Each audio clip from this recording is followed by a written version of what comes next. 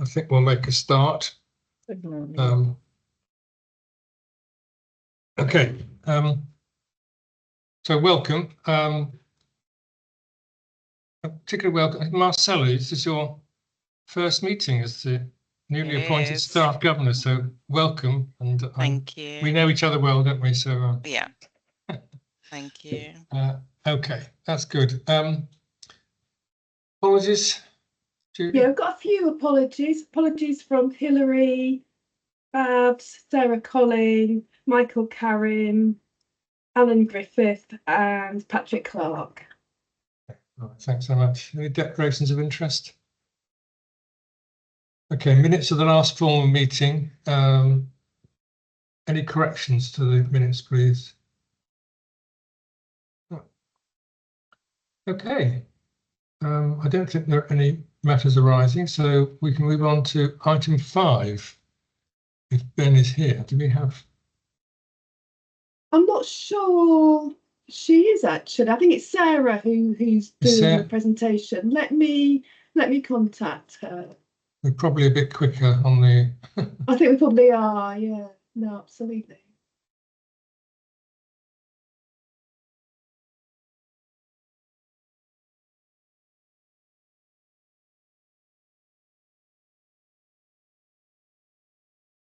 Maybe could we do the working group reports? Could we bring that forward while I contact? Item 8 then. That's a good idea. If you can, that's the subcommittee working reports. We've got membership, quality, and living life to the full as always. Sarah, did you want to pick out some things? A very detailed report. Pick out any things you want governors to be aware of? Apologies, I wasn't quite prepared because I was like expecting to get further down the agenda then. Bear with me a second, I'm just going to refresh myself. Yeah, so just a couple of things just to update you on. Hilary Doyle's agreed to join me as co-chair, which I think is hugely beneficial. It eases a little bit of the the pressure, I think. So that was good news. So I'd like to thank Hilary for joining me. I think a couple of things we had shared, that there was a conversation around the ADHD pathway updates and referrals, which was being investigated. There's still quite a lot of conversation, I think, on a local level around the referral times being a problem. The changes to the referral to treatment pathways have caused impact. And so we did have a session from Helen Alderman on that one to just give a little bit more background. I think there was more information that we probably wanted to investigate as well on the back of that, but it gives you a bit of an update on that. And that plays to the waiting list issues that we've seen in there, and just in terms of the numbers. And then just a couple of other bits really were in terms of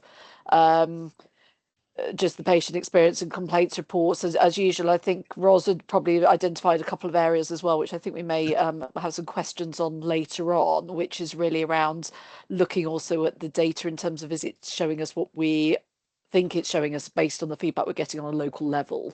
So there's something to explore there later on in the conversation. And that was it for me. Thank you. Could I just ask, in terms of the autism and ADHD and waiting times and things, does the group feel they're getting the access to the data they need to, is the trust giving you what you're asking for in terms of data? I think from a surface level, I'd probably say yes. I think it was useful for us to get an overview on the service at the last meeting. The changes to the referral pathway have impacted on a local level. And I think what that'll do is look to reduce waitlist, and you'll see a sort of a waitlist hold or reduction. But I think the impact on the service users of that service will be felt more readily because they're not going to get access to what they need. To put that into context, what I understand is the changes now require a 6-month review of care in specific settings. Those specific settings need to be reviewed. For parents of children within transition times, for example, that's not easiest to see. Sorry, as I say, Julian, you've got your hand up. Julian, did you want to come in? Yeah, I do think we need to be clear about this. So about 60% of referrals already meet the criteria.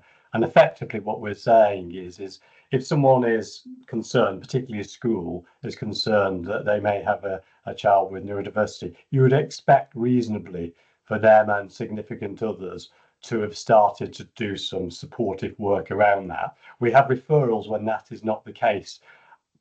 And ultimately, to do the assessment, we still need and have traditionally been getting that information. So it is a change to sequencing rather than criteria. And I think we really need to be important and clear around that. We've not changed the criteria. The criteria for assessment is NICE approved, so National Institute of Clinical, and we have not changed that. It's not in our gift to change it. We have changed the sequencing. So if in a scenario where a referral is fired off to secondary care and there's been no supportive work around that, we would go back and say, actually, you need to make some reasonable adjustments. So for example, with autism, where there's no medication involved, it is a reasonable adjustment. So I think that is a reasonable thing to do.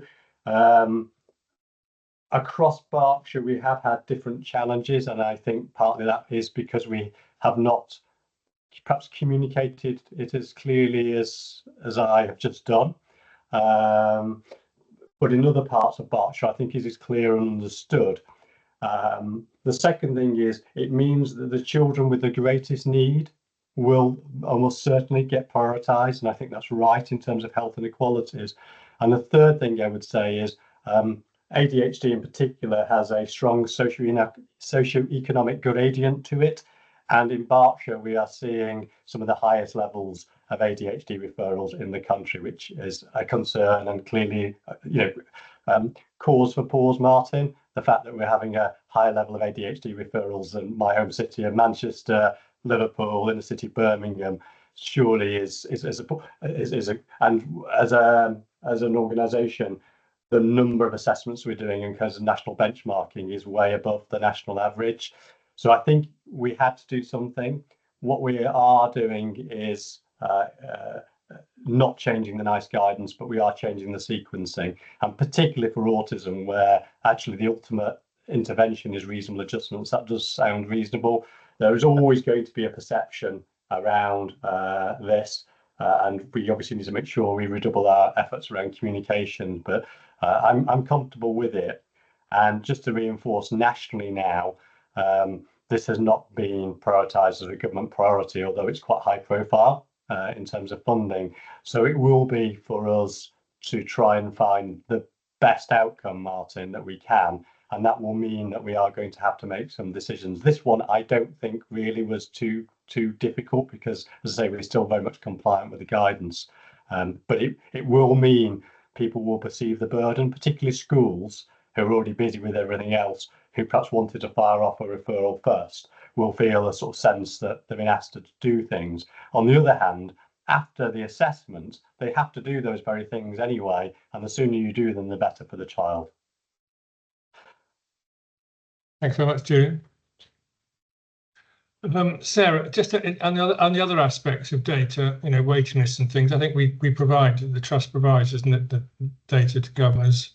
So, yeah, it's a comprehensive pack of data, I think is fair to say. I think it's probably understanding the trends and themes across that data, of what's changed and the impacts of that. And I think probably we had briefly talked about it earlier this morning around what's not covered in the data, those hard to reach patients, those difficult to reach patients, and the reflection of the feedback for those patients as well. I don't know if anyone else wanted to add any comments on any other comments? That. Okay. Well, certainly the hard to reach patients is a concern that we discuss at the board. So it's okay. Living life to the full. I'm afraid from the paper, I'm not sure who I asked to speak on this. I don't know who. That's Madeline. Sorry? That's Madeline. Oh, Madeline. Oh, sorry. Where are you? I've lost you. I'm here. Can't see you on my screen. So, is there anything you wanted to add, Madeline?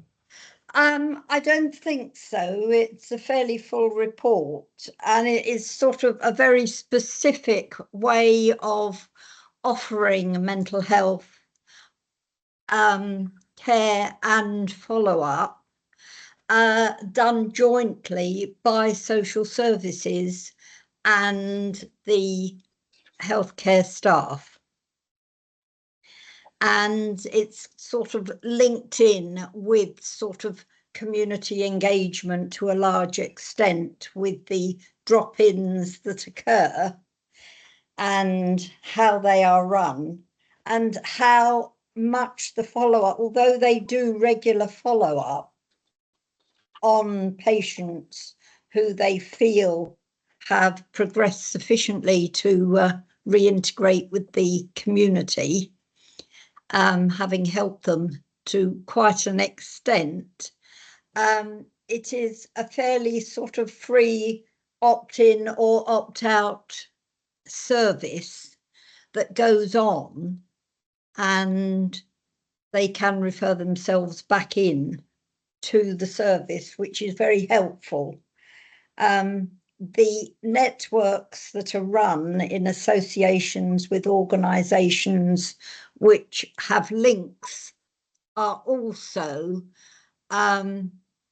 fairly open. They can actually ask and turn up and therefore get support fairly easily. Good. I don't know if Brian wants to add anything. Not at that point, no. I think that's well said. Okay. Thank you very much for that. I think go back to my agenda now. Sorry, I'm membership and public engagement.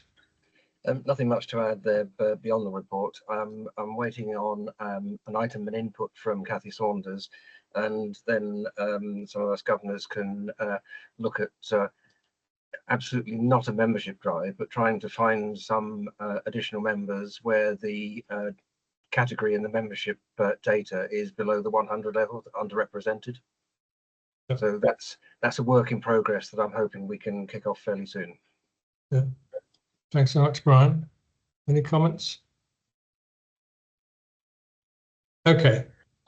Just interesting, because I'm at Winchester at the moment, and there's a category, the governor's category for young people, for I think under 25s or something. I'm not sure what definition of young is, but and I think it's so there's a specific category of, you know, like we have for local authorities and things like that. I think it's always quite difficult to fill, partly because young people have got lots of other things in their minds. But I still think we need to sort of try and do what you're doing, Brian, is to do as much as we can in terms of getting the full range of people representative of the communities that we serve. So thank you for your efforts on that.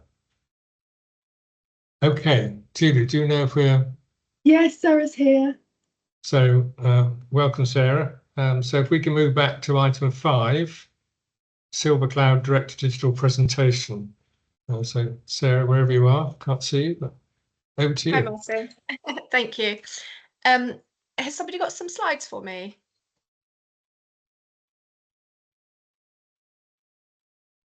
Do you want people you'll normally share their slides? Oh, you look, I can share my own. Yeah, okay, that's yeah, fine. that's easy. If that's easy, yeah, thank you. Yeah, that's fine. Let me just give me 1 second.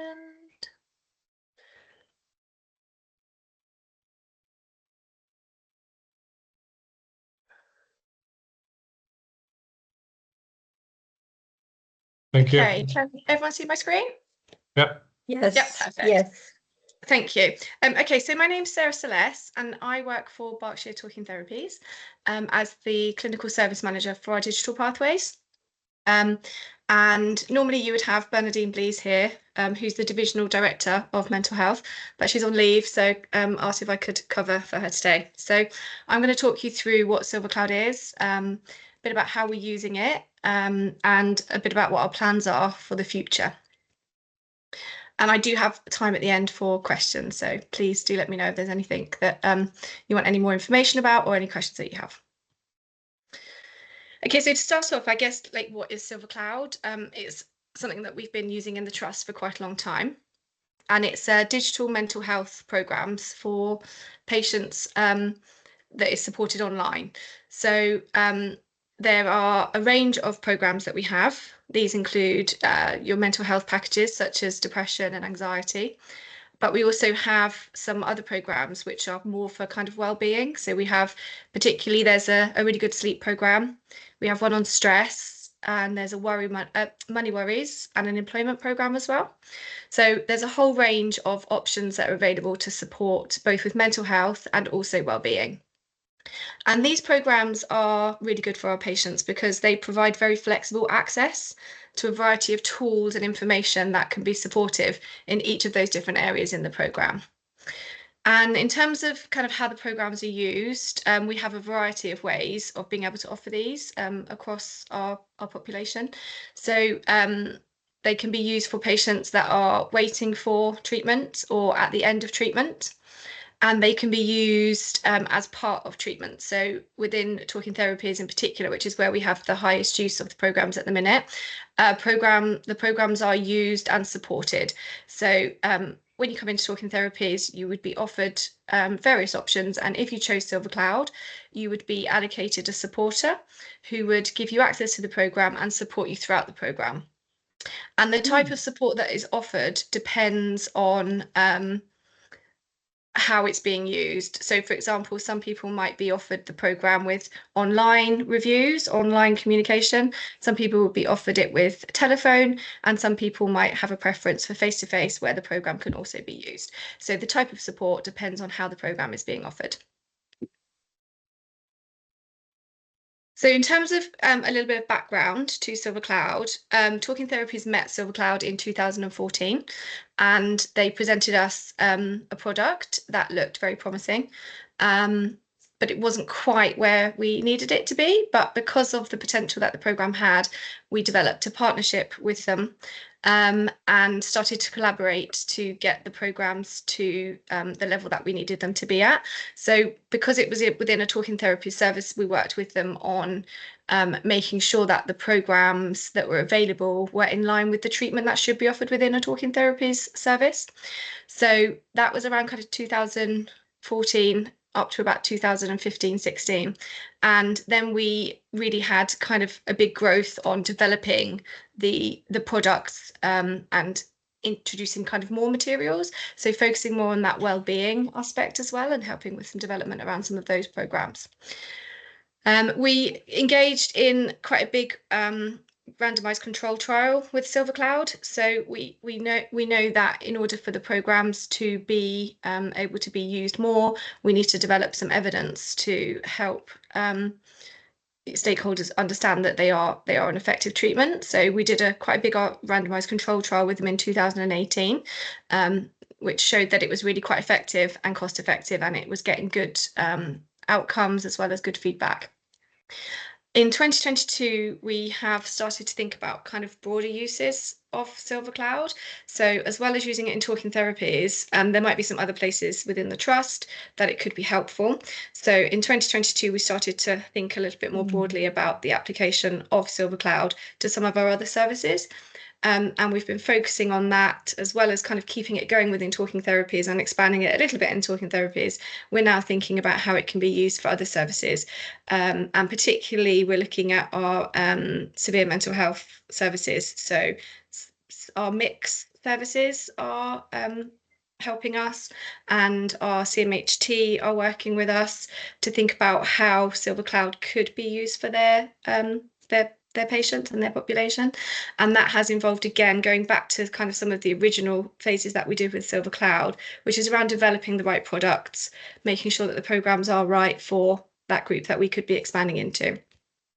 And in order to kind of help us with our broader trust growth, last year we worked on integrating Silver Cloud with Rio, our patient database.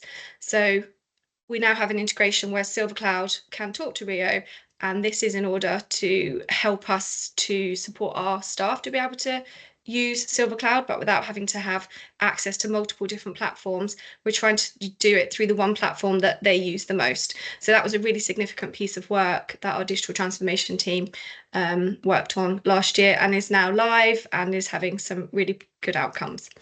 And the other thing I should have just said as well is in 2023, we developed an employment support programme. So underneath our Talking Therapies service, we do have an employment team, and we developed a programme that is specifically aimed at people experiencing employment difficulties, and that is being rolled out not just in our Talking Therapies service, but actually nationally as well. So that was another really good piece of work that was done with them.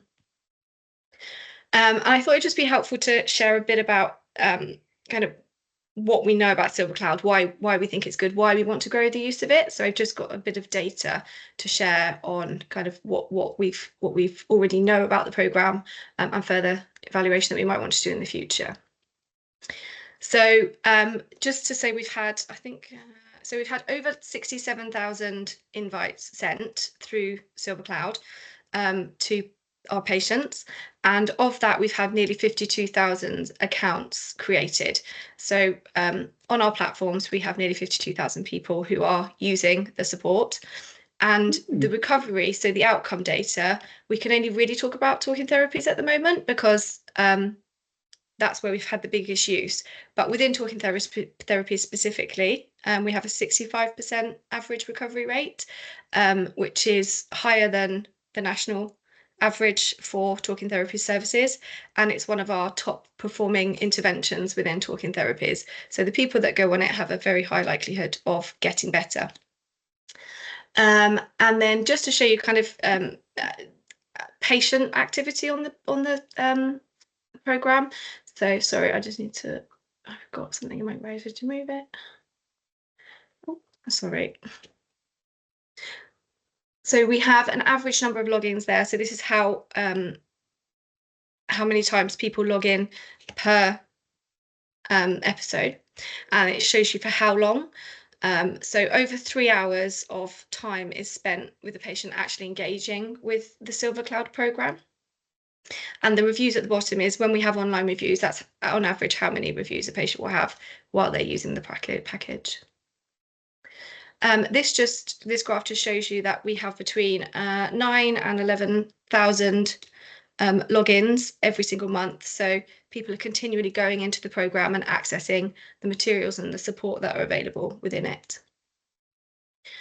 This graph just shows you which programmes are being used. So the depression programme has our highest utilisation, and our anxiety programmes are also our kind of second highest.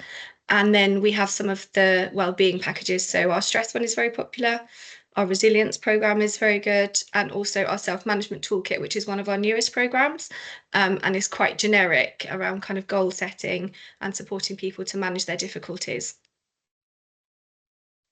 And then most importantly, our feedback about the programmes. So within Silver Cloud, patients are asked to provide feedback on how helpful they found the modules. And this is just showing that generally we have quite a high level of patient satisfaction. And where we have lower levels of patient satisfaction, we do have access to specific information about what hasn't been helpful. So within Silver Cloud, we can access all of the information that tells us what people would like done differently, what bits weren't helpful, what bits might need improving, and then we use that to work with Silver Cloud on making the improvements that might be identified. We've just put in a few quotes here about how people have found the programme, and generally we find it's a really good combination of the programme as well as the support that might be provided. So quite often when people are using the Silver Cloud programme, they'll make reference to the programme and the contents itself, as well as the support that they might be getting from somebody that's helping them through it. So there's just a few on there, and I think that you will have a copy of the slides to have a look at as well. Yeah.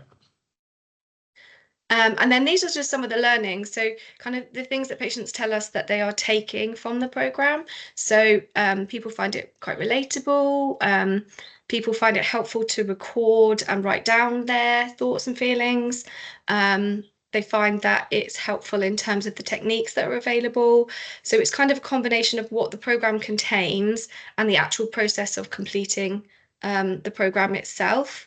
There's lots in there about kind of relaxation, which people take and then will use after they finish the program. It's quite an interactive experience. So there's lots of kind of quizzes and places for people to write down and record what it is they're learning. So it's something that kind of they progress through and they become more confident at and kind of put more into as they go through the program. And then just a little bit about like the value of, I've called it a cost effectiveness, but I suppose it's really about the value of SilverCloud for us. And we've done a lot of evaluation in terms of kind of how is this offering us value. So we know that it reduces the number of sessions, the treatment sessions that are required. For people that have SilverCloud, generally they receive a lower number of treatment sessions compared to our other interventions. And we know that also the time per session. So when somebody's supporting somebody through SilverCloud, so one of our clinicians is supporting a client, they actually use less time per session compared to if they were providing them with workbook materials or face-to-face sessions. And also there's time saved in the method of delivery. So quite often people will opt to have online support with SilverCloud or telephone support, which again saves time for the therapist in terms of preparation to get to places, and the administration. We've worked to get both of our patient databases integrated with SilverCloud so that information can flow between the two systems. So a clinician isn't having to transfer information from one system to the other. It's done automatically, and that will save them time with writing notes and things after sessions, because everything the patient has done is transferred into the patient recording system. So it relieves some of the burden on our therapists. For the patient, it's very quick to access and they can start as soon as the invite has been sent. So there's lots of different points when we can send it to a patient and they can get access straight away. I've just said kind of a little bit around reducing burden on therapists, but actually we also know that using SilverCloud increases the therapist's capacity because they're offering less sessions and less time. They can see more people, which we hope then reduces the wait time for other people who might be waiting for a different treatment with that therapist. And we've got a bit of cost saving as well, just around not producing additional materials and not having the cost of sending out additional materials. Everything is contained within the SilverCloud program, so you don't have to send anything else out in the post or produce any more materials for patients. And then just following on from that, a little bit about the benefits really. So we've said that it's helping our staff. It also provides huge flexibility for our patients. So we get a lot of feedback that people feel that they can just fit it into their time. We have people that say they'll take their lunch break and might complete it on their phone because it's very accessible and they can have it with them all the time. It gives them the opportunity to kind of make it part of the therapy and the treatment part of their life, and they can do it at the points that are convenient for them. We have particular groups that provide feedback about that, such as our postnatal, is that the right word? Pregnant mums with young children, who will say to us that it's great that it just fits in around babies napping and childcare and things. I mentioned about the recovery rates, and from Talking Therapies, we have a lot of evidence of that. But even within our broader application to other services, we already have some quite promising feedback that is showing that it's helping people, but that's very, very small numbers at the minute. I mentioned about the randomized control trial that Talking Therapies completed, and the importance of delivering evidence-based treatment. And currently the depression and the anxiety programs are in the NICE digitally enabled technologies early evaluation. So they are actually referenced as being evidence-based, and there's more evidence being developed as we speak. Particularly the employment support is very important. We know how important it is to ensure that people are getting supported around their employment needs. So the employment program, which we are just using in Talking Therapies at the moment, was a really good addition to our programs. In terms of the cost, it's relatively low cost. I think it's around £32 per person, and the current arrangements mean that the more we grow the use of the licenses, the less the license cost per person becomes. And I think it's around, at the minute, it's about a third less than what we're being quoted by other providers for similar products. I said about it being integrated with our patient databases, which is really good for our patients, for our staff, sorry. And we're just trying to expand it into some of the other services as well. And then just, I guess, about our future aims. So I know Ben is particularly keen to try and grow Silver Cloud and think about which other services we might be able to use it within. We do have services who are already familiar a little bit with Silver Cloud and asking to have it available to their patient groups. So we're working with those services to try and think about how that might be rolled out to them. And we are looking at further integration with Rio. So at the minute, we offer unsupported access through Rio, but we would like supported access to be available via Rio as well. So that's something I know that is on the roadmap for the future. And we are just working on, if we're expanding it out, there will need to be new content. So we're just working on what some of that content might be. So at the minute, we're developing a carers program with Katie and our team, who is leading on that with Silver Cloud. And then they've got some other programs as well that could benefit from further development, such as the menopause program that they have and an emotional regulation program. So that's a real whistle-stop tour of Silver Cloud. And yeah, any questions? Sarah, thank you very much. Very good presentation. Very interesting program too. We've got lots of questions. Guy. Yeah, hello. Thank you for that, Sarah. Yeah, just wanted to offer some first-hand experience of this because when we were all locked down and looking for stuff to do, some of these programs were made freely available to all NHS staff, and I use one of the lesser used programs, Silver Cloud programs, and so it is entirely online with no therapist involvement because it is direct, like through NHS England. And I was a bit wary at first because I thought, well, if it's all entirely online, then it might just assume that everyone is the same. But there is a lot of relatable content on there and some really good advice on how to think about things differently. I say really good, it's stuff you could genuinely take away and use for the better. So I've just got a lot of praise for it. Thank you. Oh, Guy, that is so good to hear. Yeah, no, I remember when Silver Cloud actually did make it available to everybody, and I think they only did it for a really short period of time, which was a shame. But that's really, really helpful feedback, and thank you so much for sharing that. Thank you very much. Madeline. Thank you, Sarah. Superb presentation of how it works and how it operates and supports the patients.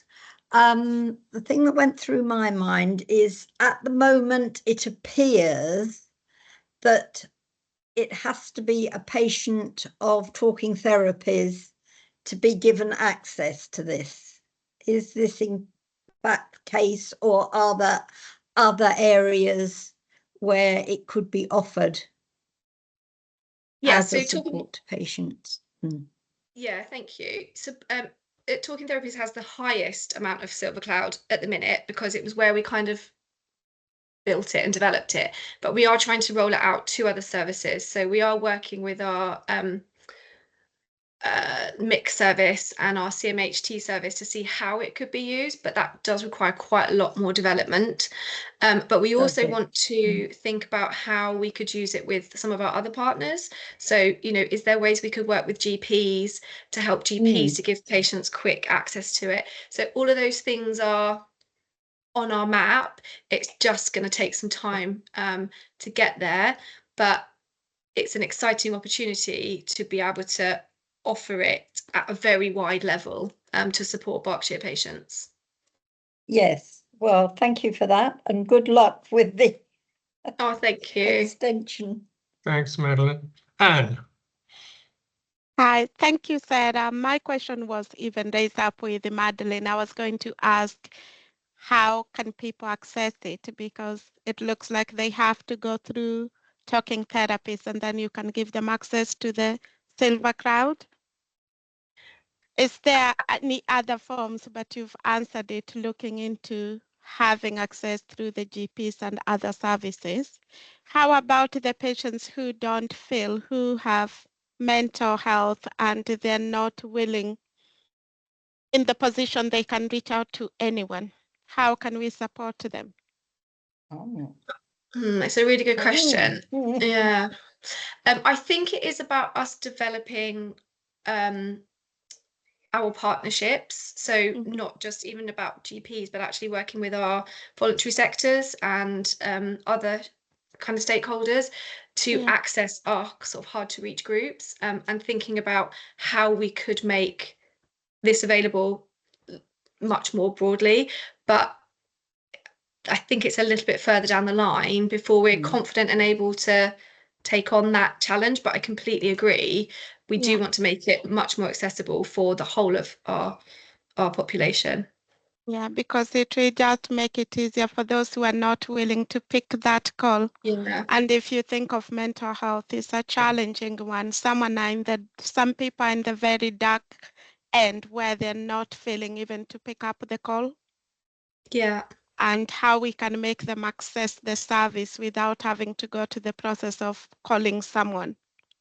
Yeah, so in terms of just that initial call, we do have the ability to use a link where someone can click onto it and get immediate access, but at the moment that then links back into talking therapies.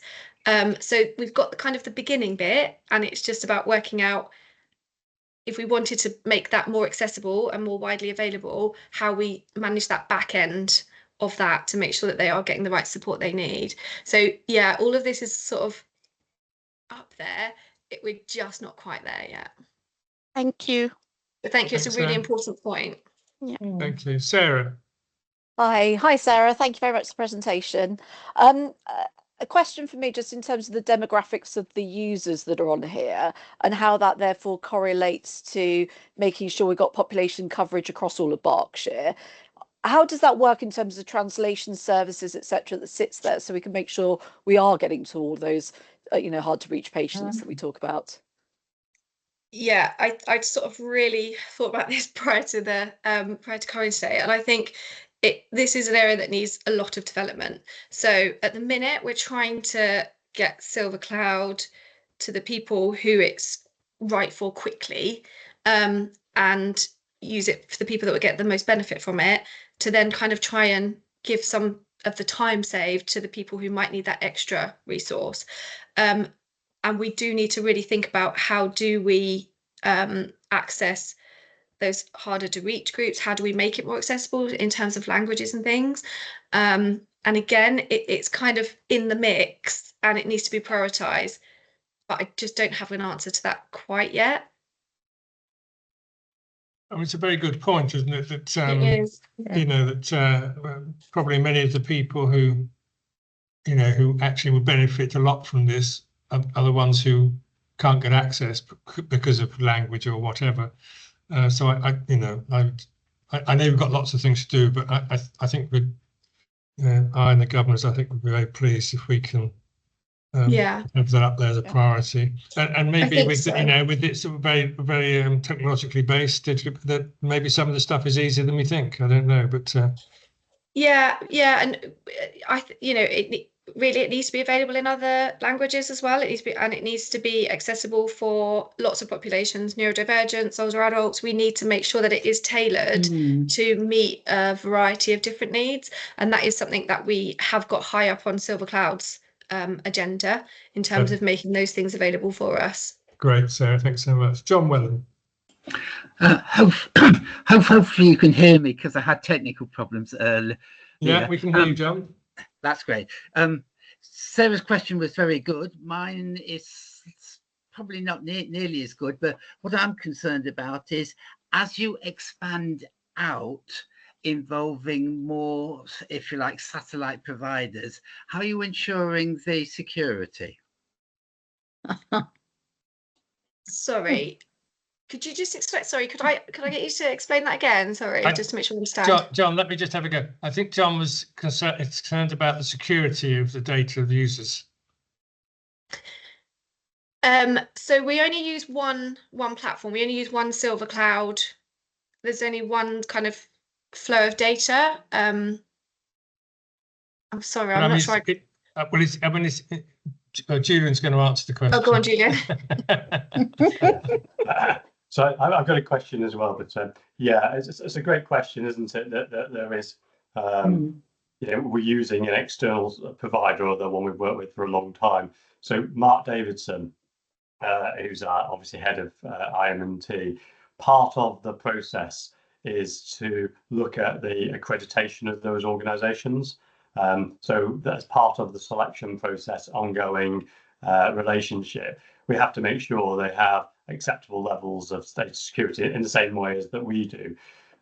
That's not to say that they are guaranteed never to be subject to a cyber attack, because we know the most sophisticated systems have been, but we know that they have the requisite levels of protection in place, Martin. So as part of signing up and agreeing to that. So there are a number of providers on the market who, on the face of it, offer attractive digital things, and we don't utilize them because we're concerned about their data security.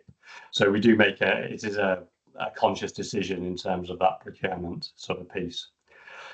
Hope that's helpful. So really great presentation, really great to see it sort of coming alive. There's a couple of things really, I suppose, there's a couple of comments and then maybe some thoughts. It's been a good relationship with the commercial organisation. So obviously governors are quite rightly saying, can we do this? Can we do that? Obviously, we're going to work with an organisation that's going to make a profit. I think we have quite a lot of influence because we're obviously providing some of the clinical materials. So it's quite a good relationship, and we've massively benefited from this. So you think about the current state of the economy. One of the 3 priorities in NHS is analog to digital. And we've been definitely at the forefront of that. In relation to making it available in other languages, absolutely valid. But one of the issues we have to do before we do that is recognise that cognitive behavioural therapy, which is the basis of the treatment, face-to-face and real, is quite a westernised intervention. And we may have to look at our talking therapies offer that is face-to-face before we simply put something online that actually may not be effective. So there's some work naturally going on around that, because the rates of recovery are not as great for people from different sort of backgrounds. So that's an active piece of work that's going on sort of nationally, I think is helpful. And then my question, Sarah, is that in relation to anxiety and depression, which is why talking therapies originally started, there is, notwithstanding what I've just said, a very good evidence base for CBT for the majority of the population. And obviously what we've done then is put that online, and we've got convincing results. Do you fear there may be a danger as we expand, say, for example, to PTSD, trauma, where recovery rates are much lower, even face-to-face, that the credibility of the platform might be impacted by much lower recovery rates? Do you see what I mean? It's attractive to spread it out. But yeah. Absolutely. Yeah, because the programs are built for talking therapies services. And that's where the evidence base sits. So we know that in talking therapies, Silver Cloud flourishes. However, as we expand out further, even with developing content for those services, which is much more relevant and appropriate, you still don't quite know how good it's going to be, because you're entering into new territory. So yes, there is that fear that it could dilute how the reputation of Silver Cloud, it could dilute, how good people feel it is and what we get out of it. But I think being able to offer it to different groups and trying it kind of, I think we have a duty to be able to do that, because we've had such good results. We could be denying people access to something that could be really good. And we've got amazing clinical teams, and all of the clinical teams that want to take on the Silver Cloud are making sure that they're taking it on with a vision of making it as effective as they can for that group of patients that will be using it. So I feel like we've got a real commitment from our team like we had from Talking Therapies at the beginning to kind of get it right. Okay. Thanks, Julian. Thanks so much. John, just to make sure, did we answer your question? Yes, thank you very much, Julian. Spot on. Purely as a very side, I'm going to a conference at Reading University 1st of April, unfortunate date, but anyway, which is essentially about their work in looking at the behavior of certain ethnic minorities, and hopefully, because it fits in with this program, I'll be able to feed some of that back in one way or another. Thanks so much, John. Naomi. Yeah, I just wanted to clarify. Actually, I'm pretty sure that Silver Cloud, well, Talking Therapies and the Silver Cloud technology is available broadly. So it's not just BHFT that utilise it, or are indeed involved in its development. So I just wanted to clarify that, because it seems to me that if that's the case, then when we talk about expanding what it can do, so product development, and doing that in an evidence-based way, it's not just BHFT that are going to contribute to that, which seems to me a good thing when you're trying to scale up a technology like this. The more the better. But can you just clarify that for us? Yeah, of course, absolutely. No, Silver Cloud I think they have like 70% of Talking Therapies providers use Silver Cloud, so they're very widely used, and also not even just UK, I think America as well. And yes, I think you're right, it's good to be having contributions from lots of different services to help. They have lots and lots of research, so they've got various research going on with various different services, and not even just Talking Therapy services. Actually, they're already working with some secondary care services and things. So there's a whole load of development going on, not just within BHFT.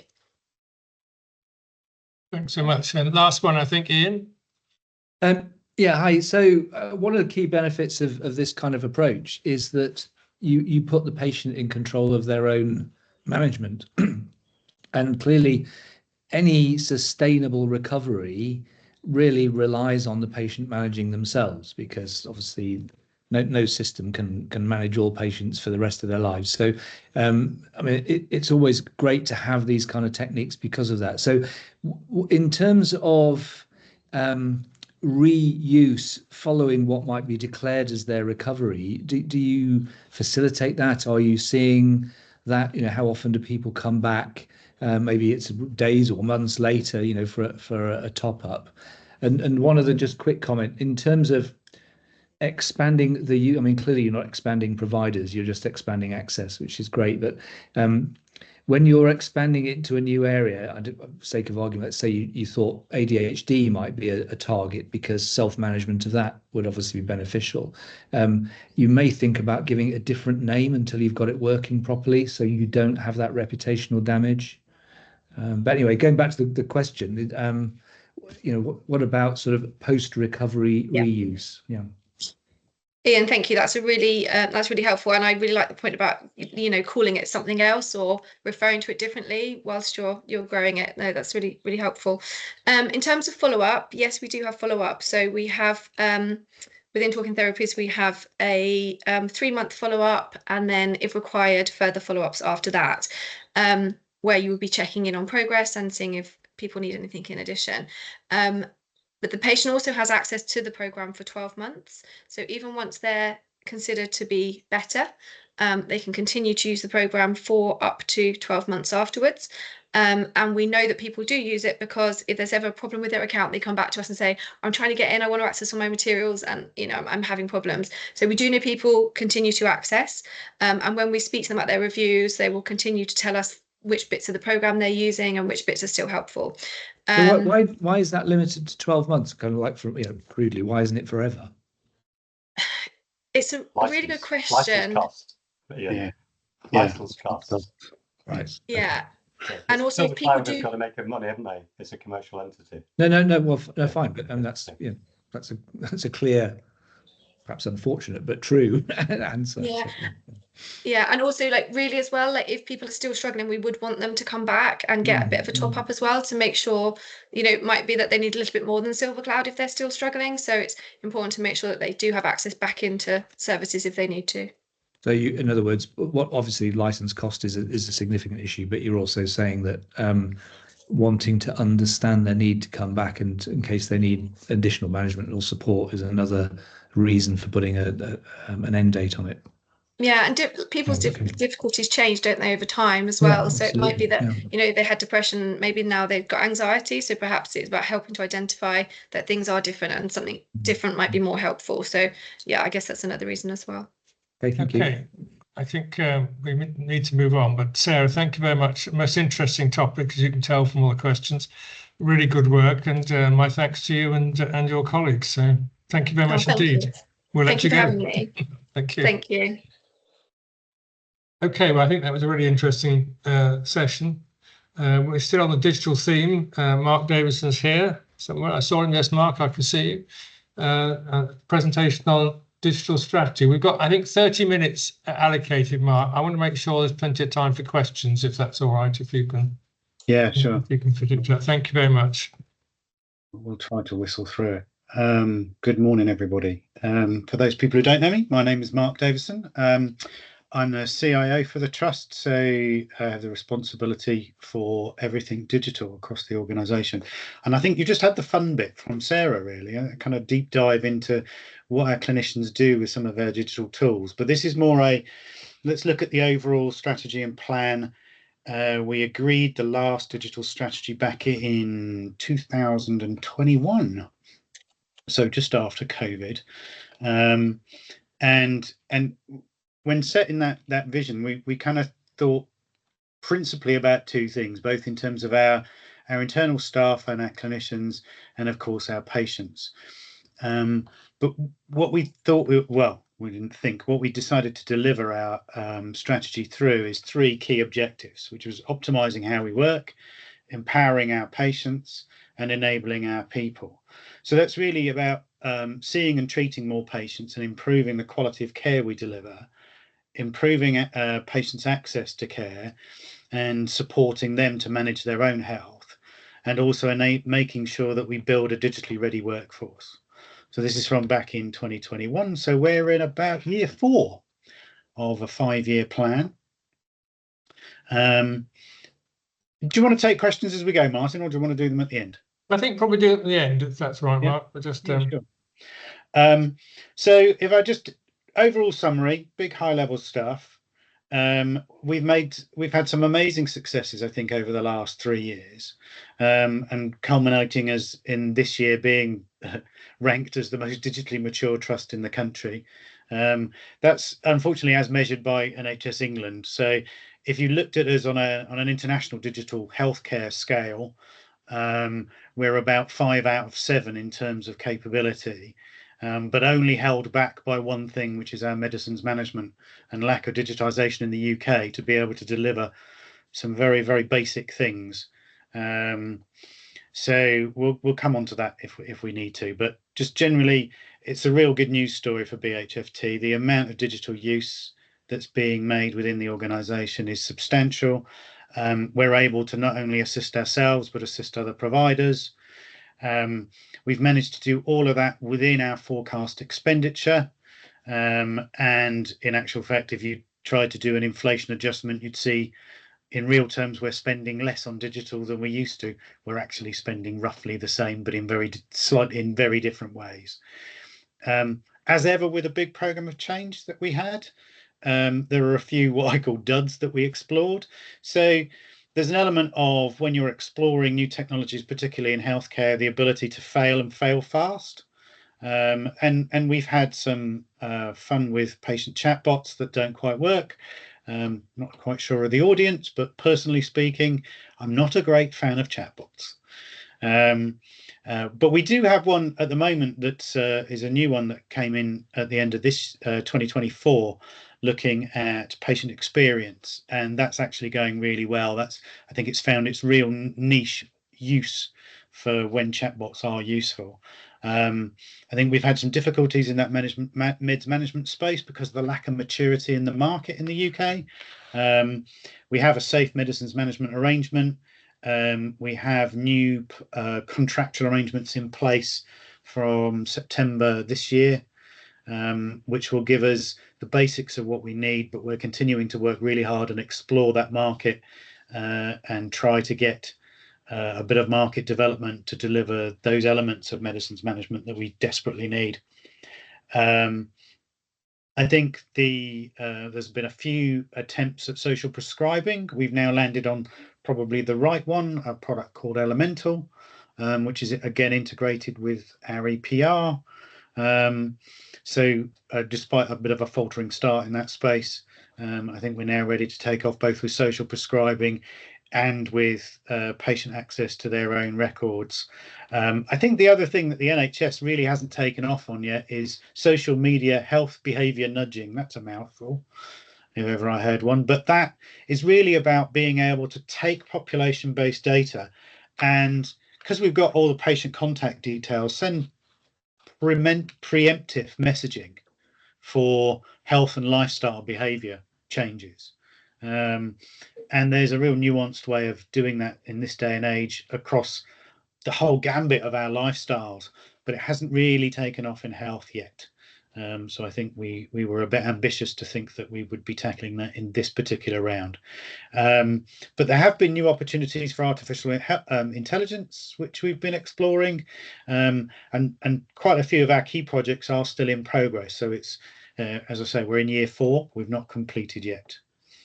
So if I just move on to the most colourful diagram I've ever seen. But essentially, we had a roadmap. We're delivering on what we expected to do.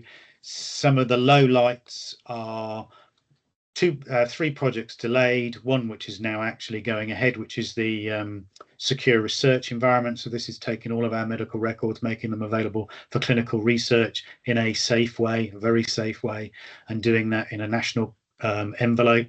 So that work is now progressing ahead, which is good, although it's a bit delayed. Fully integrating our GP and RIOs. We've been waiting for digital products to be available, and getting a new staff record system in place. Again, it's a national approach on this one, and the original ambition was to deliver in 2026. Now delivery won't start until 2027 and it won't complete until 2032. So some delays around that. Projects at significant risk. I think community nurse scheduling is an interesting one. It's been around for a while. In order to make it work and to get the benefits out of it, you need to link several things together, and that's just not technically feasible with the suppliers that we have at the moment. Nobody in the country has done it yet. So that's probably unlikely to meet its commitments. New meds management I've talked about, and the clinical social media nudging delivery I've mentioned as well. So, but other than that, let's talk about some of the great stuff that's gone on. So under optimizing how we work, in terms of our achievements, I'm not going to try, I'm sure you can read them faster than I can read them out to you. But I just want to pick out a couple of highlights. I think one is all of our technical infrastructure is now cloud hosted. Why is that important? It's important for its reliability, essentially, and its security. And we're one of the first trusts in the country to have achieved that particular milestone. So we now have a fully scalable digital infrastructure. We're able to put as many patients onto our systems as we want to, need to, or should do. We're able to work with other providers and integrate data without actually physically moving it, where they're sharing those same cloud spaces. So that's really exciting stuff. I think our shared care records, so being able to take our individual clinical records, share them with GPs, share them with acute trust, share them with social care, share them with our voluntary sector providers as well now, has been a real game changer.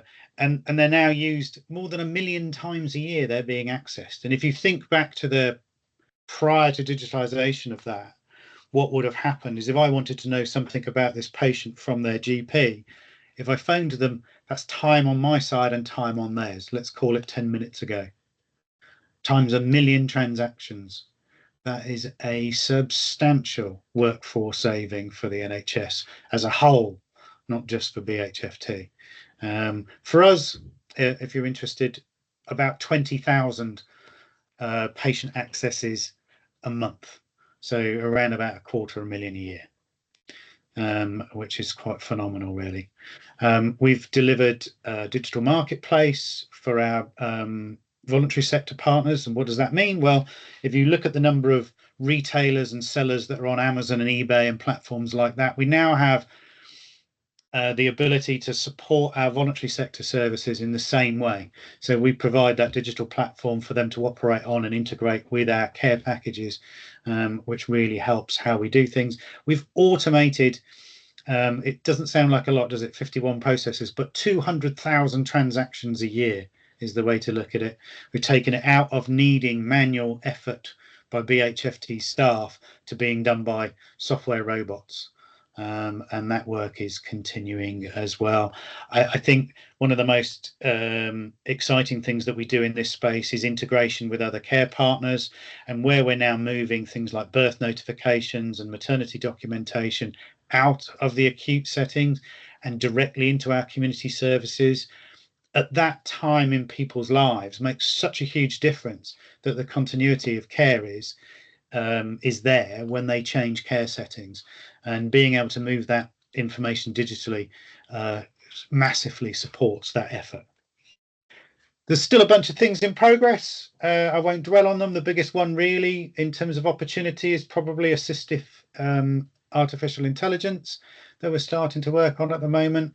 But there's some more work to do on things like medications and on population health as well, as those areas mature.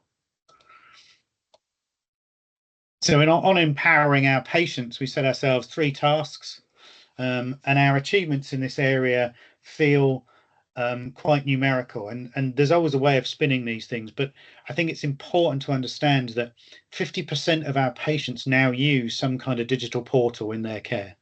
Half of our patients use it. We realise huge financial savings from delivering that, but also we then deliver a different level of service.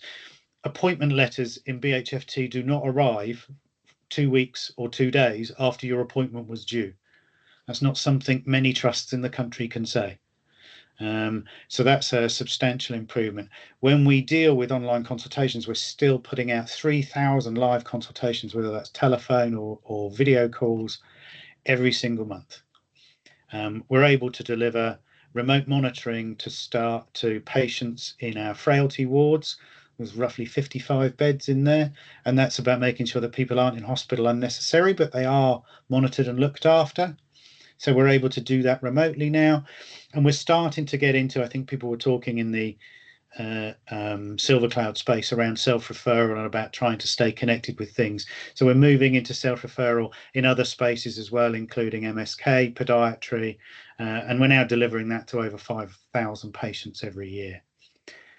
So if we then think around how we're collecting information back from patients, whether that's pre-assessment, so pre your appointment, things I need to know about you as a clinician, or post your appointment, how are you getting on? Are your treatments effective? Are they working? That kind of requal and dialogue, patient-initiated information is now all being digitized. Only recently gone live with that, so a bit early doors to be ringing all the bells. But the initial view on it is staggeringly impressive, with 60% completion rates. We never had that on paper. We weren't even close. So people are really liking the idea of being able to fill things in online, and also doing it in their own time, I think, as Sarah quite well demonstrated in her area. So we've also managed to get, I think we talked about unsupported digital therapies in use. Sarah's covered that one. But I think also things like, there's now 30,000 patients in Berkshire that have access to an app called Sleepio. And when you think about the effects on people's health, whether it's physical health or mental health issues, that the underlying effect of sleep deprivation and sleep pattern disruption has a deteriorating effect. And the more we can get apps like that out to people, the more beneficial it is the earlier on in their treatment, in many cases while they're on waiting lists for other treatment, whether that's physical operations at the hospital. And that's a partnership arrangement we've done across East and West Berkshire, as old, now as Frimley and one place within Bob, and it's growing particularly within Bob. It's mostly prevalent within the Frimley area because that's where the GPs are most active in promoting it. Again, we've got some exciting things still going on in the next 2 years. One is switching to a different patient portal that's even better with even more features and is completely plugged into the NHS app. We'll start to see more proactive and preemptive care going into that space. Delivering social prescribing through our Elemental platform, and also delivering the ability for GPs to see a lot more of our data through that same platform and be able to track what's happening to their patients in the part of the pathway we're dealing with for them, whether that's in physio services or whether that's in mental health. So also excited to look at how we get into some of the other cognitive therapies and how we look to expand how that whole digital clinical work is delivered across the next generation. So enabling our people, building a digital ready workforce, some important things in there which always never really stand out as individual bullet points, but thinking about integrated telephony, mobile and data infrastructure, that whole cloud infrastructure for 6,500 people. We actually support 7,500 when you bring in voluntary sector and you bring in social care and you bring in a few other friends, neighbours, partners and collaborators. 3,500 of our staff, so half of our workforce, have now been attending digital skills modules as part of what we've done in annual appraisal and personal development work. And I suppose it's a bit of a chicken and egg. The more digital tools you have available to people that they want to use, the more likely they are to go on the training. The more training they do, the more likely they are to want to use digital tools. And so that virtuous circle continues on, which is great. Where the IT teams are working really hard on things like single sign-on, multi-factor authentication. It's not universal across the organization, across every system. It's an evolving space where we're bringing old-fashioned suppliers up to date and working with them to make sure that they're using the best security technologies and making the most convenience for our clinicians wherever we can. Still got in progress a number of things. One of the interesting ones is always the upgrades to Microsoft's latest version of software, which costs us a lot of money and requires us to do things in a given time frame before they stop supporting those products. Really important from a point of view, it runs on every device we have, a phone, a laptop or whatever, and making sure those things are up to date is really important from a cybersecurity point of view. And we're going to further pilot our ambient artificial intelligence solutions. I think we've got an evaluation of readiness and future capability of AI to do. I think we've got some pilots running at the moment with our clinical staff and seeing what works and in what circumstances. And inevitably, there isn't a golden nugget that solves every problem. There never is. And that's despite the hype. So how long have I got, Martin? Well, it might. I mean, you've covered this at top level. It might be quite a good point just to stop to see if there are questions. That's all right, because I see you've got 47 slides in your pack, but I think not at all.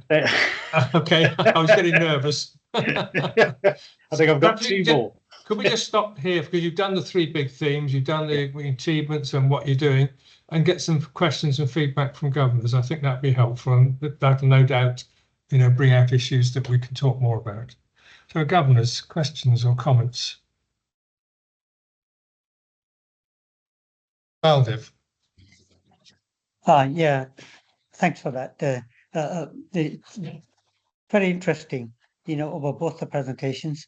I'm just looking for something from a community perspective.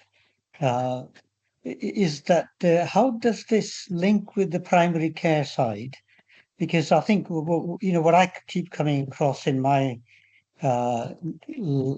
daily life, if you like, is a big disconnection where the NHS and the trusts are doing really good stuff, but the access to the communities via their primary care outlets, and they may not have access to some of these services at the GP level or their practice. And I think one of the long names you gave, the social media, whatever, I've forgotten what it is already, is where people get calls from a GP to say their guidelines tell them they should go on to some medication. I'm just giving an example here. It could be statins, it could be some other treatments. Without having clinically verified, and they say that GPs don't have access to the clinical testing at the hospitals. There seems to be a disconnect in the patient care at the ground level, and quite often those patients don't know what to do. Do they turn up at the hospital or to get those tests verified or something? I'm just thinking how that might be tackled. Sorry, long question. Okay, now I get you, and I absolutely agree with you. There are some gaps still. So positively, every GP is able to see everything that goes on in BHFT as a record system in Rio and in IAPT. So if I have a patient as a GP and I want to know, they've been referred to the talking therapy service, and I want to know what status they're at, I can see that through the through GPs. Predominantly in this county use a product called EMIS. So they log into their normal EMIS system that they use every day, and that will give them a path through to be able to see what we're doing and everything else. It works reasonably well as well with the acute in East Berkshire, so that's Frimley. So where they've got a product called Epic, it works less well being able to see inside what goes on in the RBH. That one's a bit of a gap. The RBH are working on that, but they've got some kind of basic bits of foundation work to do before they can close that particular hole. But again, we are able to tell our community clinicians, for instance, your patients were admitted over the weekend.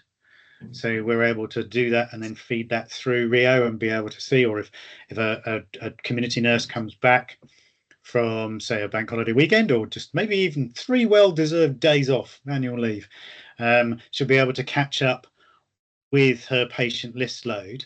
So there's some good things like that. Then there's some not so good things. Pathology test results have been the bane of everyone's life for a long time. It's run by a conglomerate, I think not a conglomerate, a cooperative might be the best way, between Frimley, Surrey and RBH, called Berkshire and Surrey Pathology Services, and they've been trying to switch to a single, what they call unified system, so that we can all see all of the results for a patient. Because at the moment you have to go into several different places, and what we found quite a lot in our organisation was one of the biggest things is for those clinicians that do need that capability, you've got to train them, because they can do it, but most of them don't even know it exists. So the answer to your question is, there's a bit of training in there, which we deliver. Where it goes on in GP land, that's another matter. How they deliver their training is completely different. It's a bit opaque to me. And I know that we've picked up with A&E doctors, both in Frimley and RBH, to be able to say, well, you're saying this patient's presenting in A&E and you can't see the medications they're on with the GP. That's not true. Here it is. This is where you go. And again, there's a bit of a training and education issue. So I think there's still a long way to go in the digital space, but we mustn't forget that we churn our workforce somewhere between 10 and 20%, depending upon what the numbers are and which organisation you are.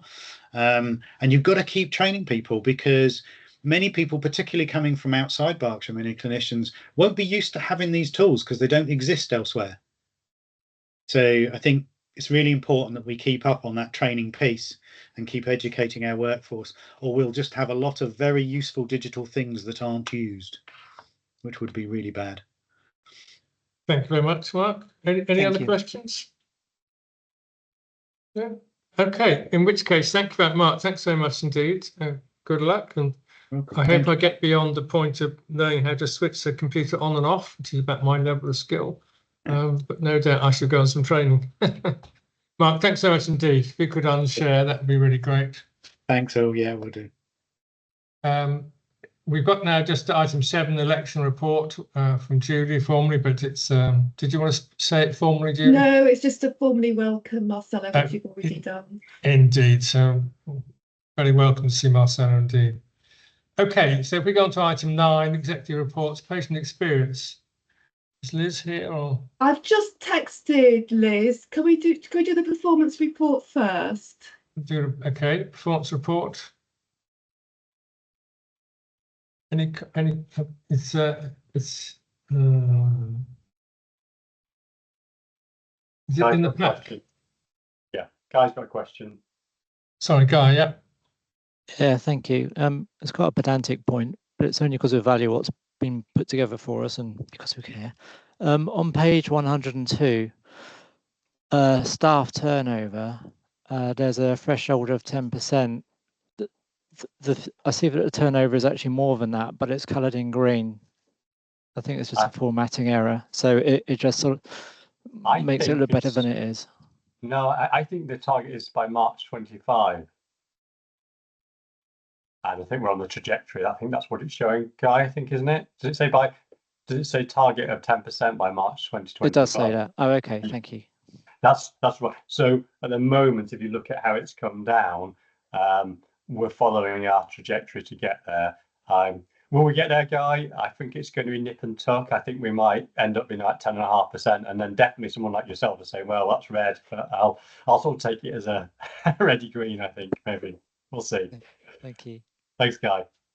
Any other questions? That's a very clear presentation of report. Plan on the page. Yeah, just to say, Martin, it was quite nice, the presentations we've had today. We've got a number of themes here, haven't we, that resonate around productivity, around the switch to kind of digital where we can, which is going to be key. I guess because there's not other questions, I'll just say a couple of quick things if I can. Tomorrow we've been summoned down to London.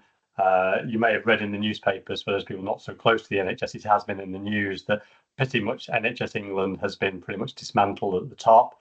Wes Streeting, the Secretary of State for Health, very unhappy with the financial picture in the NHS and is wanting greater control of pretty much day-to-day running of the service.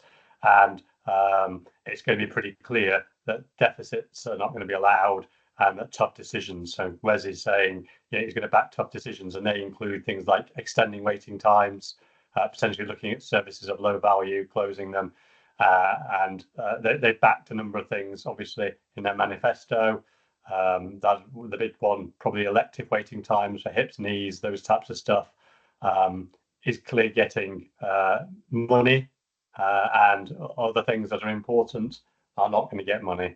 And it's pretty clear. As an organisation, we have looking to set a balanced budget for next year. We're quite unusual in that regard, but our counterparts are not. And the first cut of the planning round indicated a deficit in the NHS of £6 billion, which has caused this level of turmoil, really. So these are going to be tough times. And again, you just need to switch on the news with the kind of increased calls to spend more on defence and everything else. I would imagine things are going to get squeezed for the next few years, and we are not going to be in a position where we're sort of doing a little bit here and there. I think there's going to be some genuinely very hard decisions to kind of make, which go beyond rationing, I would say, and we're going to start seeing more and more of that. So sometimes not aim to depress you. I think just given what you've heard today and given our grip on things, I think we will manage this storm better than others by some way. We saw the embargo staff survey yesterday, which is good. You saw the improvements in digital, which is certainly going to help. I mean, I was struck by Sarah's presentation. I hope you were, just in terms of the efficacy and efficiency. And that's definitely where we need to do more of. I guess the challenge for us now, and the challenge for me and the board, will be to find more of those things so that we actually continue to improve as an organisation, and don't have to make fewer tough choices. Really, that's what I would say. Brilliant, thank you. Could you, Julian, are you able just to say a word about local authority devolution? Would that be helpful? I know some of the governors would know all about it, but Martin, someone's just at my door. Can you just say a quick introduction and I'll pick you up? I'll be able to hear you. Okay, all right. So I'll just say the government has announced its plans to devolve a lot of stuff down to bigger local authority areas, so amalgamating small areas, taking layers out. And my apologies to Graham Bridgman, because I probably explained it all wrong. But it's effectively going to be reshaping I'm just getting it all wrong, but just here to correct me. Reshaping the landscape for local authorities, which will have undoubtedly an impact on the health service as well. So, Julian, did you want to say something that would be correct? Yes. Yeah. Two things. I mean, the Berkshire local authority has been really helpful in terms of engaging on this.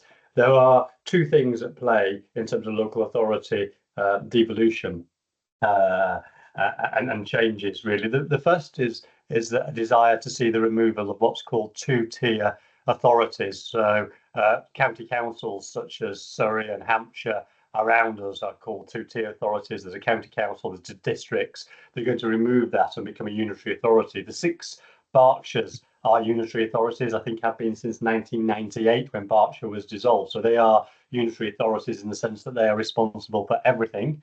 And that's what will happen in those areas. So the first thing is move to unitary from the 2 tiers. There is a cap on the size of them. So they're saying to become a unitary authority, you need to have a population of around 500,000. So if we still have Berkshire County Council, they wouldn't allow 6 sort of small council areas, of that nature. There'd be 500,000. So just put that to one side for a moment. And then the second thing is that having done that, they're looking to create greater delegated authorities for areas. The best example I can give is Greater Manchester or London, where the mayors there have increasingly delegated authorities from central government to take on things, and they're saying they'll take that even further. So the same thing, places like Manchester, London, they've got sort of the middle tier of delegation. They've looked to delegate even further if the performance was satisfactory, and that may include things like health spending, that type of things. So that could also not only shape the future of the local government, but also the planning footprints for health in the future. It is now a matter of public record that authorities in Berkshire have had a conversation around the footprint of that wider sort of mayoral area. So talking to colleagues in Oxfordshire, Swindon and Buckinghamshire around that. So nothing's set, but those conversations are happening. And given the financial landscape of those authorities, a number of them are also looking about whether that the individual council area, as opposed to the combined area of councils, the individual council area may need to get bigger as well. And we had a letter from West Berkshire Council, I think, considering those matters today, actually, and their papers are on their website. So quite significant, I think, changes, and a helpful prompt, Martin, in the sense that that perhaps it's slightly gone under the radar with everything else that's sort of going on in world events at the moment. But these are potentially sort of once in a generation changing kind of strategy in terms of local government. And the government have been really clear about it, Martin, is saying in terms of these sort of larger combined authority areas, they want it to be voluntary in the first instance, but the paper says that they will force it eventually if people don't come together. Thanks very much. Fiona, you've got a question. Thanks very much. And Gillian, that was really interesting. I'd just be interested to know your views in terms of the risk that we're currently seeing at the moment with these quite significant changes in terms of both devolution, changes at the ICB in terms of their restructuring, particularly on the Bob area, and obviously the conversation around NHS England. Your thoughts around the kind of level of risk and things we maybe need to be thinking about and planning about in advance would be really helpful. It's a really good question, Fiona. I'm glad I'm not a first-time chief executive in my early days, and I'm glad we've got a wise and experienced sort of board. These things happen, don't they? You get a constellation of things suddenly come together. I would say that regardless of the what's going on in terms of reshaping boundaries, we know what's really important, don't we, for the people that we serve and also the people who work in the organisation. So never to lose sight of those things. Sometimes I think what you're alluding to is you can have your head turned by sort of structures and geography and things like that, and lose sight of actually what your purpose as an organisation is. Because, you know, in a sense, if the planning footprint changes, the population that we serve, actually the needs, the wants, the desires, and everything else doesn't change at all, really. So I think it's the ability to, you know, spin two plates, split screen sort of thinking, really, which is remember to focus on the knitting whilst at the same time influencing and thinking about what a good way of sort of effectively collaborating with local government and other NHS organisations are. We're a stable organisation, and the fact that we're financially stable and you know, well regarded, means I think we sort of are able to be quite influential, and secondly probably navigate some choppy waters a bit better. But I suspect it's a conversation we're going to return to, Fiona, and something that we'll need to keep an eye on, I think, in truth, because it's, you know, I probably oversimplified it, but I hope that's a sense of my philosophy in these situations. I think, Fiona, I think Julian's been very wise in that, and I expect many of us have been through similar sort of changes. In fact, the world around us has gone chaotic, and to be fair, when you're my age, you've seen a lot of these things, and you know, they have different titles, but it's the same sort of chaos. And focusing on the purpose that we're here for and the patients that the communities we're serving, absolutely right. Because as long as we do that really well, whatever else pans out in the bigger picture, we'll basically have that core purpose running well and doing a good job, which is going to be really important. But just to be a little bit controversial, I think sometimes when some of these higher level organisations are sort of removed in one sense, whether it's local government, whether it's the NHS or whatever, it doesn't empower people down the line to actually get on and do things that perhaps they felt, maybe incorrectly, but perhaps they felt weren't able to be innovative enough, and now it means you've got to be innovative to get on with it. So some of that actually can help free people up in new ideas, new way of doing business. But it's not novel. I mean, 2 years after the NHS was established, introduced dental charges, but they've just gone up again, and glasses, spectacles, and then prescriptions a year later. You know, these things happen. But I'm confident with this trust. I really do. I think this is a really influential trust, as Julian said. And not because we're perfect, but just because we do sensible things, and we focus on our patients and try and continually get better. So we live in interesting times. I'm sure there'll be something else. We might become the 52nd state of the United States at this rate, who knows? Okay, well, thanks so much, Julian, for that. Now I've got to find my agenda. Yeah, Liz is here, Martin. For the Sorry? Liz is here for the patient experience. Okay, so we do the patient experience then. Liz, welcome. Wherever you are. Good morning. Hi, good morning, everybody. Hi, Liz. I do have a few slides. I promise you they're not very long, and it's just to give an overview of the patient experience report. Thank you very much, Liz. Okay. So as you can see, here's an overview of our activity over the year to date. We're still actively collecting I Want Great Care as one of our main sources of patient feedback. We do have a target of 10%. We're struggling to meet that, to be honest. We've got lots of things in place to help counteract that. We've got lots of projects happening through QI with services and divisions looking at how they can increase their response rate, but almost more importantly is what they're doing with what people are telling us. So when I speak with my colleagues at a national level, that's something that we're really, really keen to keep, banging the drum around is, let's absolutely get a responsive rate. So it's representative of our communities that we serve, but also what are we doing with the outcomes? What are we doing with what people are saying?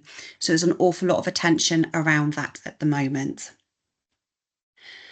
Some of the highlights from Q3 in regards to what our patients are telling us, things we're doing particularly well is around involving and supporting families and carers, and emotional support and empathy that's shown by our staff. And I'm sure everyone will agree they're both so very, very important, particularly in the very chaotic climate that I've just come in and heard at the end of that last conversation. Some opportunities for improvement are around continuity of care and transitions, and around how we're communicating information and support for people to take care of themselves more.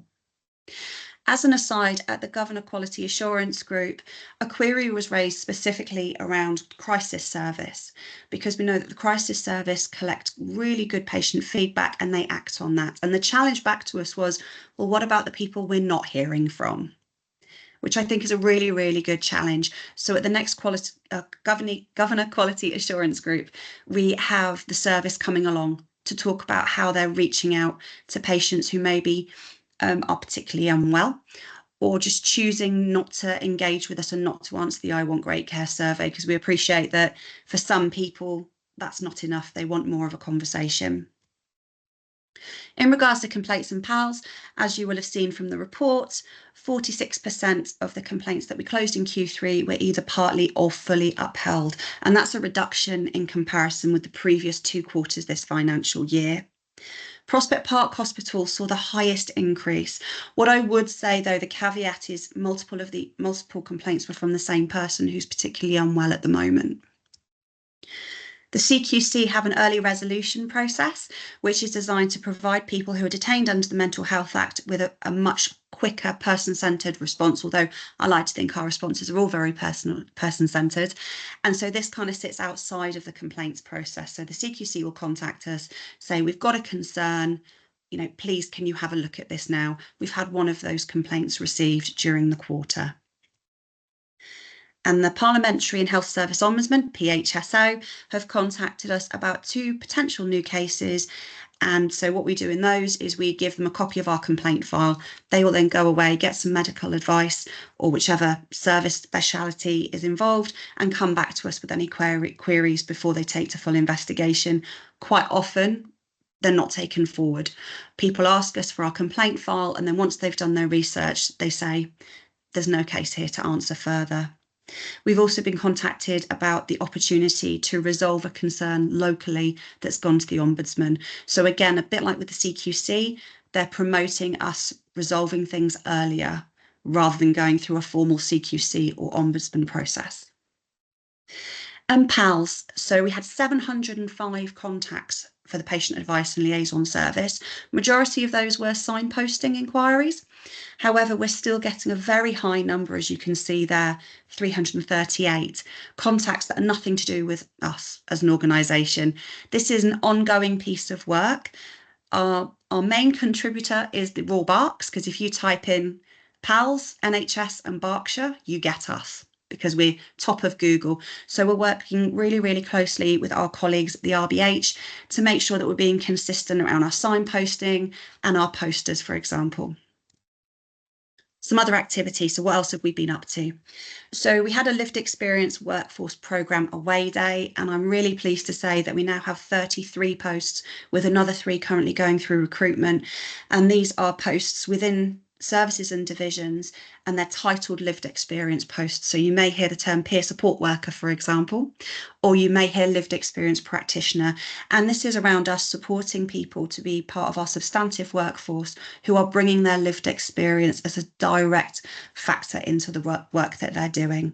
An example of that I can give is Tanny with our neurodiversity lived experience advisor role, so supporting at a strategic level.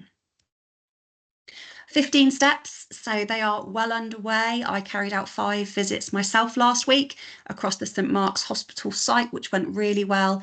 Again, at the Governor Quality Assurance Group, we recirculated those dates. If anyone would like to get involved, please do contact me directly or via Julie. It'd be great to have you involved in these visits. We're still actively part of a Berkshire, Oxfordshire and Buckinghamshire-wide neurodiversity forum, and we again circulated information to the Quality Assurance Group. So this is for patients and carers, either with a neurodiversity or caring for someone who's neurodivergent, who can come together, give us feedback on our services, but also actively go ahead and take part in work that we might be doing. So they're a really great group of people, and we're always keen to increase our membership. So we've got some new posters, some social media campaigns going out across the system, and that information was shared with the QAG. I met yesterday, funnily enough, with Simon, who's one of our patient safety partners, who gave some fantastic feedback in regards to his role sitting as part of Quality Exec. He said that he feels valued and that he thinks that he can bring a separate kind of lens to some of the discussions that are happening. He said he feels very welcomed into the group as well. So as a patient safety partner, for those of you who are not aware, there's 4 roles. This is an NHS England wide initiative, and it's role 1, 2 and 3 are kind of more information and consultative. Role 4 is a patient safety partner who's involved in reviewing our investigation reports, helping us review patient information and processes around all things patient safety. And as I've said, Simon, for example, sitting at that level of meeting to bring that extra lens and that challenge.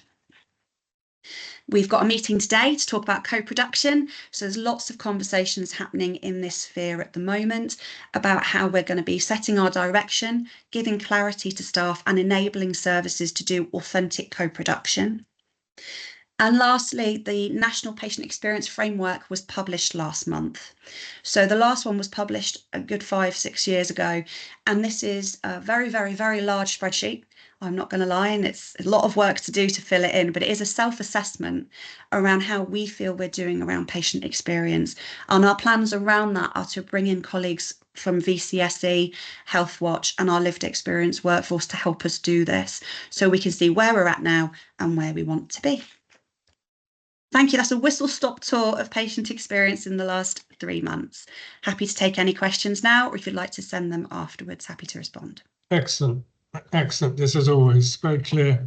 Questions from governors, comments? I think you've answered all the questions. Oh, sorry, Fiona. Sorry, no, thanks, Liz. That was really helpful. I know you mentioned there are some conversations in terms of conversations with the voluntary sector and lived experience. I wonder whether there's an opportunity, particularly when you talk about confusion around PALS, about maybe some briefings for the sector on services, where to go for support, because I think actually quite a lot of those individuals are maybe not going straight back to the health trusts. They're probably coming through the voluntary sector, through Citizens Advice and other organisations. So I wonder whether there's an opportunity to spread a little bit more of that information, particularly in the local area, to those local voluntary organisations. Thank you, Fiona. That's a fantastic suggestion, and I'll take that back to the group looking at this. Thank you. Okay, in which case, Liz, thank you very much. Excellent as always. Thank you. Thank you. Bye-bye. Bye-bye. Governor feedback, anything governors wanted to raise generally? No? Okay. Any other business? I assume we would have raised it already. Dates of next meetings. Well, there are some important meetings for governors. There's the extraordinary meeting on the 7th of May to appoint a new non-executive director to replace Naomi Coxwell. On 16th of July, a similar one to appoint the new trust chair. So please put those in your diary. I think now we'll move on to confidential meetings. So we need to exclude press and the public. Thank you, Julian. Press and the